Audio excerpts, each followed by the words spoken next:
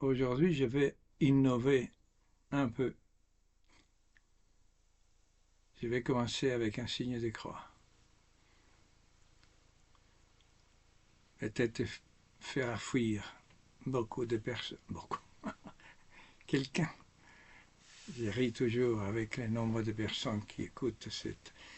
Je connais au moins un jeune qui le fait. Donc je parle pour lui.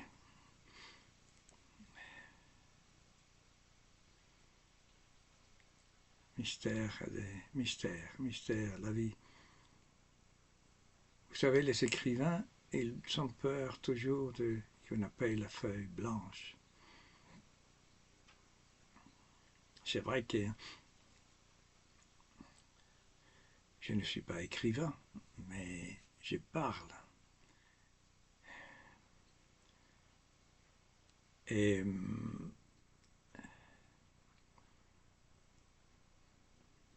mais il faut croire à l'inspiration. Je vous ai parlé plusieurs fois de l'inspiration. L'inspiration, c'est une réalité qui vient de Dieu et divine. L'inspiration est toujours pour les autres, pour le bien des autres. Donc,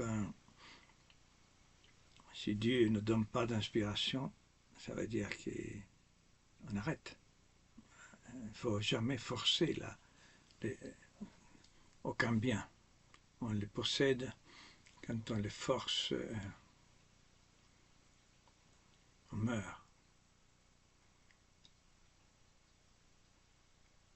Moïse, quand au Sinaï, Dieu, Dieu lui dit et dit la parole que c'est l'écriture même de Dieu.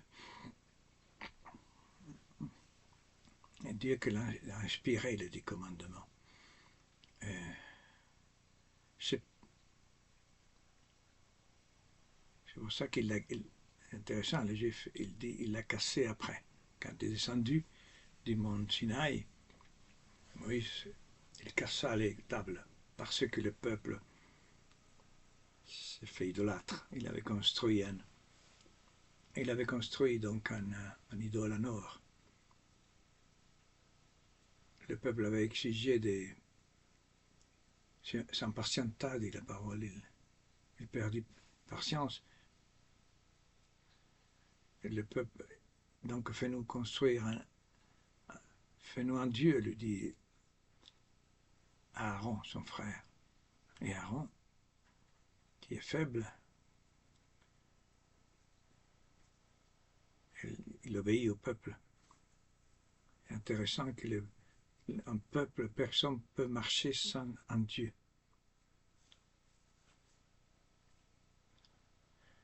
Vous savez que la question, je répète encore des choses, hein, j'ai un sous-basement de répétitions, des bases qui reviennent toujours, toujours. Vous savez, ce sont des bases que chacun a, une sorte de sous-basements communs où nous avons construit un peu notre petite pensée, ou la pensée qui peut être grande quand elle est modeste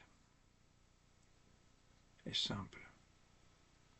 Alors, le peuple ne peut pas marcher sans un Dieu.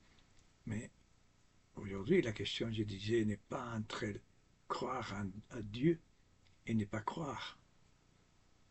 Il n'y a pas d'athée dans le monde. Il n'y a aucun athée. Athée, ça veut dire, j'explique pour des personnes qui peut-être sont loin de ces langages. Athée, ça veut dire, il y a le mot Dieu, ne pas croire en Dieu. Athée, c'est étonnant, vous savez, il y a des personnes aujourd'hui qui ignorent tout de Dieu et des fêtes chrétiennes. Il y a des personnes, par exemple, qui ne savent pas qu'est-ce que Noël, qu'est-ce qu'on fait à Noël. Impressionnant. Un jour, j'ai parlé à, je ne sais pas si c'était une jeune femme, un jeune homme, une jeune femme peut-être dans un magasin. Moi, je le fais souvent quand se présente l'occasion de dire. Je dis toujours, madame, monsieur, Dieu vous aime. Alors, il y a quelqu'un qui vous aime, et quelqu'un qui dit, ah bon? Un jour, j'ai dit ça à une dame, à ma voisine. Il dit, il y a que mon chien qui m'aime. Intéressant. Parce que s'il y a quelqu'un qui t'aime dans ta vie, euh, ta vie est sauvée. Nous connaissons une femme plus jeune. Quand on est vieux, vous savez, on oublie les âges des personnes. Et, on oublie les âges, je vais parler un peu plus fort. Et alors, une femme qui a été très éprouvée, sa tête, je vois encore, qui a été très éprouvée, qui a été touchée quand elle était petite, qui a été kidnappée quand elle avait 10 ans, 12 ans, qui a été violée par la suite, violemment, par un étranger dans un parc. Et cette femme nous disait, ce qui a sauvé ma vie, c'est l'amour de ma grand-mère. Vous savez, c'est la seule chose qui nous sauve.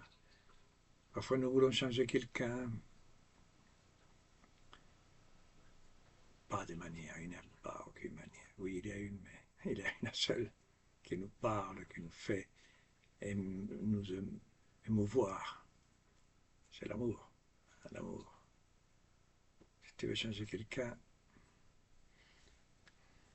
tu peux commencer par l'aimer. Mais c'est le but de notre vie. Ne vous inquiétez pas si vous n'arrivez pas à aimer. À moi, on disait aimer, c'est vouloir aimer. Ça, c'est magnifique. Et aussi toujours Saint Augustin aussi. Saint Thomas d'Aquin, quand il dit aimer, c'est faire du bien à l'autre. Parce que nous avons une idée un peu stéréotypée de l'amour. Nous croyons que aimer, c'est sentir beaucoup d'affection. Non, l'affection ne suit pas toujours l'amour.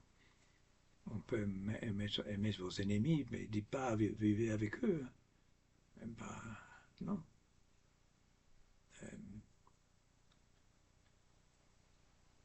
Benoît XVI disait on serait en ciel, on ne sera pas en face des ennemis. Quand j'écoutais ça, alors là, j'étais ravi. Ça m'est resté tellement belle parole. Alors, je disais donc que les hommes ne peuvent pas vivre sans Dieu, sans suivre quelqu'un. Ce qui guide le monde, ce sont les dieux ou Dieu. Donc le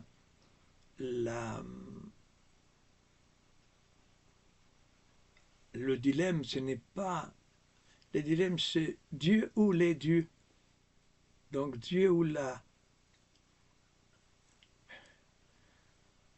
à dire polygamie, oui, ça ressemble. Alors là, ma tête, voilà. Quand il a beaucoup de dieux, voilà. Mon Dieu, mon Dieu. Polygamie, c'est pas mal. Et alors, polythéisme, voilà. Mon Dieu, mon Dieu. Alors, c'est ça le dilemme. Ben, j'ai parlé beaucoup de fois. Le dilemme, c'est les sports. Voilà, un Dieu, l'argent, la sexualité, l'affection, la famille. Tu peux faire toute la liste. Personne bouge sans Dieu. Personne. L'alcool, l'amitié, la confrontation, la polémique. Qui, je ne sais pas, tous les millions de dieux. On dit que les Indiens ont 3 millions de dieux, mais nous avons autant. Autant. C'est pour ça que la révélation en Dieu unique, oh là là, quel travail pour arriver à la nage un peu à ce seul unique Dieu. Je suis en train de parler de l'euthanasie, de la mort, c'est-à-dire arriver à la fin de notre vie avec rien d'autre que Dieu, parce que tout le reste va disparaître. La convoitise nous amène à la mort. Intéressant ça. Ce n'est pas un jugement, oui, convoite, désirer outre mesure, n'est-ce pas, désirer pour mon bien, convoiter une femme, convoiter un bien, oui, pour moi-même, oui, ça c'est un aspect de la convoitise, oui, c'est la convoitise. Mais où il y a la mort là? On dit, mais c'est bien. Ah oui, et la mort, c'est que quand je convoite quelque chose, cette chose-là disparaîtra un jour. Donc, je suis amoureux de la mort.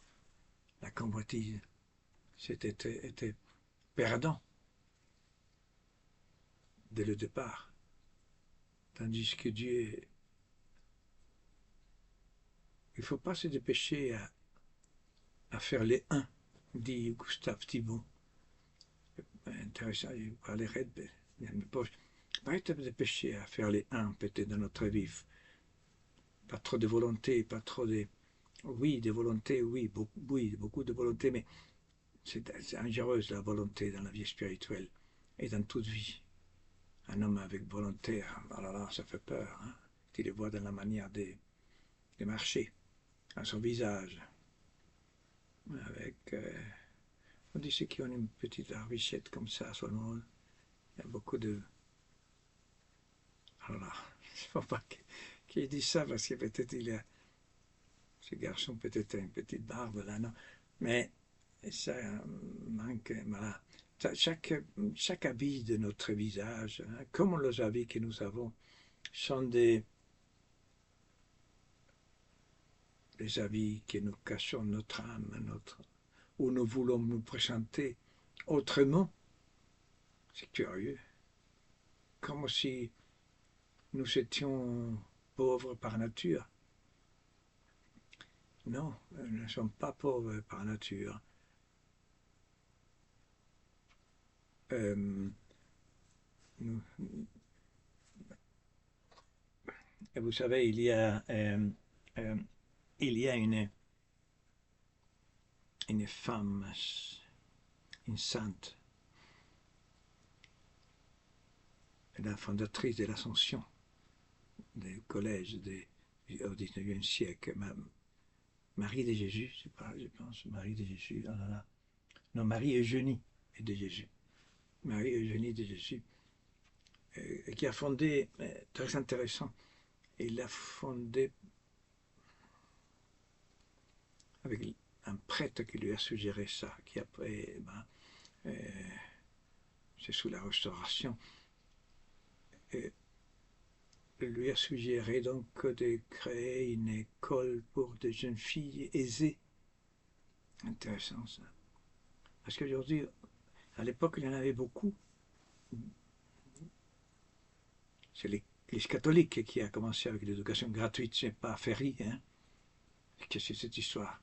Toujours l'éducation catholique était c'est obligatoire qu'il a fait Ferry, c'est autre chose, mais gratuite, jamais. Et voilà, je m'arrête. J'aurais voulu finir avec la Sainte, mais je viendrai tout de suite dans ma prochaine émission.